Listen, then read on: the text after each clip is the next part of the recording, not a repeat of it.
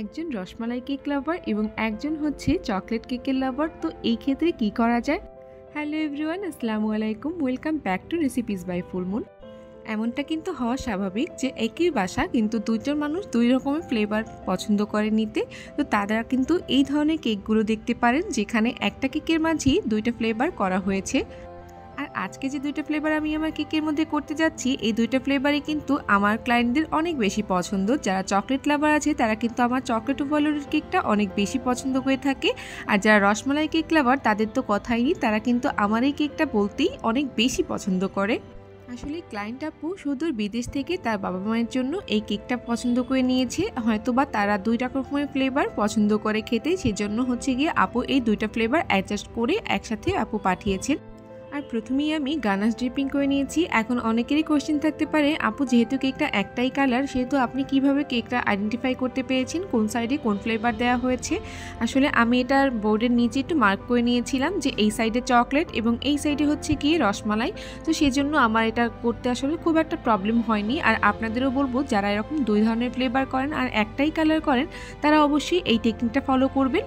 আর এখন আমি একটা 2D নজেলের মধ্যে ক্রিম দিয়ে এটাকে কিন্তু আমি সুন্দর করে পাইপিং করে নিচ্ছি। আর এই ফুলটা তো আসলে কম বেশি সবাই পারেন, ইনস্ট্যান্ট একটা রোজ বলা হয় এটাকে। এই ফুলটা দিয়েই হচ্ছে গিয়ে আমি এই রসমালাই কেকটা চারিপাশে ডিজাইন করে নিচ্ছি। আর বর্ডারটাও কিন্তু আমি এই সেম নজেল দিয়েই করে নিয়েছি। আমার কাছে আসলে রসমালাই কেকের এই বর্ডারটা দেখতে খুব বেশি ভালো লাগে। আর এই যে ইয়েলো কালারটা আপনারা দেখতে পাচ্ছেন, এটা কিন্তু উইলটনের জেল কালার দিয়ে আমি করেছি। কারণ এই সুন্দর ইয়েলো কালারটা কিন্তু আপনারা চাইলেও অন্য যে রেডম্যানের যে কালারটা থাকে সেটা দিয়ে করতে পারবেন না। রেডম্যানের যে ইয়েলো কালারটা থাকে ওটা আসলে একটা অরেঞ্জি শেড চলে আসে, ওটা কিন্তু এরকম ইয়েলো কালারটা চলে আসে না। আর পরবর্তীতে আমি কিন্তু এখন চকলেট ক্রিম দিয়েই উপরের ডিজাইনটা করে নিয়েছি। আসলে এই আমার চকলেট ক্রিমের ডিজাইনটা একটু প্রবলেম হচ্ছিল, আমি এটা আসলে এখন ভিডিও করতে গিয়ে দেখতে পাচ্ছি এটা হয়তো বা কোনো চকলেট ভিতরে নজলের মধ্যে অ্যাডজাস্ট হয়ে গিয়েছিল, যে কারণে আমার কিন্তু ডিজাইনটা খুব সুন্দরভাবে আসেনি। তবে আমি তখন এটা খেয়াল করিনি, এখন যখন ভিডিও মেক করার পরে যখন ভিডিও দেখতেছিলাম তখন আসলে দেখেছি। আর পরবর্তীতে আমি আরও একটু সুন্দর করে গার্নিশিং করার জন্য উপরে কিছু চকলেট বার দিয়ে নিয়েছি। আর এই চকলেট বারটাও কিন্তু আমি নিজেই বানিয়ে নিয়েছি। আর এই সাইড যেখানে হচ্ছে গিয়ে রসমালাই কেকের সাইড ছিল ওখানেও কিছু কিন্তু আমি রসমালাই দিয়ে নিচ্ছি। এটা আসলে সম্পূর্ণ গার্নিশিংয়ের একটা বিষয়। আমি বোথ সাইডেই চেষ্টা করেছি যে কেকগুলোর যেরকম আমি আসলে সম্পূর্ণ সবসময় রেডি করি সেইভাবেই করার। আর যেখানে আপনারা দেখতে পাচ্ছেন রসমালাইগুলো কিন্তু আমি সম্পূর্ণ দিয়ে নিচ্ছি, আর ওই সাইডটাতে কিন্তু আমি চকলেট দিয়ে নিয়েছি।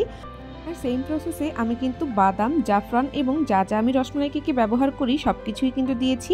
আর এই কেকগুলো কিন্তু খেতে অনেক বেশি মজার হয়। একটা ফ্যামিলিতে দুইজন যদি দুই ধরনের ফ্লেভার পছন্দ করে থাকে তারা কিন্তু এই ফ্লেভারগুলো অবশ্যই ট্রাই করবেন এভাবে নেয়ার, কারণ এইভাবে নিলে এই কেকগুলো খেতে অনেক বেশি মজার হয়। আর এদিকে কথা বলতে বলতে আমি কিন্তু আমার ডেকোরেশনেরও একদম শেষ পর্যায়ে চলে এসেছি। আজকের ভিডিওটি হয়তোবা আপনাদের কাছে ভালো লেগেছে, আর ভালো লেগে থাকলে লাইক, কমেন্ট এবং শেয়ার দিয়ে আমাদের সাথেই থাকবেন। আজকের মতন এখানেই বিদায় নিচ্ছি। আসসালামু আলাইকুম, আল্লাহ হাফেজ।